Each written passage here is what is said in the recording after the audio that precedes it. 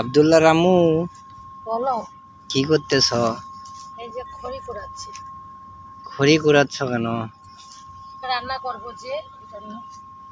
রান্না করবা এই জন্য খড়ি কুড়াচ্ছ? কেন গ্যাস নাই? গ্যাস শেষ হয়ে গেছে, এই জন্য চুলাতে রান্না করবো। এই জন্য চুলায় রান্না করবা? আমার জন্য অনেক কষ্ট করতে হচ্ছে। এখন কষ্ট কি করা লাগবে না? আমরা তো আর না খেয়ে থাকতে পারলেও বাচ্চা তো আর না খেয়ে থাকতে পারবে না, ওর জন্য তো রান্না করা লাগবে। এই জন্য খড়ি জড়ায় নিয়ে যায়, পরে চুলায় রান্না করব। চুলায় রান্না করতে হবে।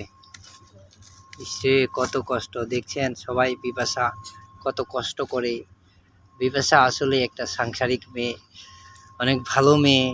সবাই বিপাশার জন্য দোয়া করবেন এবং তার ভিডিওগুলো যদি ভালো লাগে লাইক কমেন্ট শেয়ার করবেন। সবসময় কি এই কষ্ট থাকবে না, অবশ্যই একদিন আল্লাহ দেখবা আমাদেরকে ভালো পর্যায়ে নিয়ে যাবে। এই যে দেখছেন এরা হচ্ছে এই যে এই জায়গায় খড়ি জড়াইতে আসছে, এই জায়গাটাতে।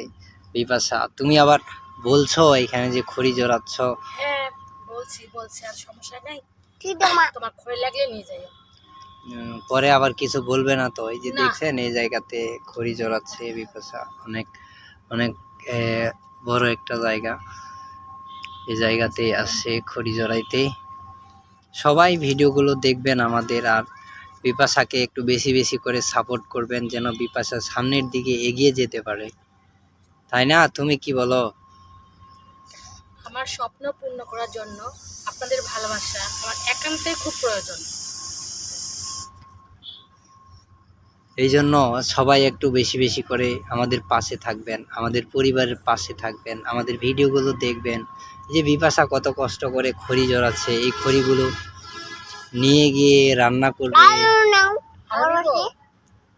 এই খড়িগুলো জড়াই নিয়ে যায় রান্না করবে, তারপরে হচ্ছে আমাদের খাওয়া দাওয়া হবে। সবাই ভালো থাকবেন, সুস্থ থাকবেন।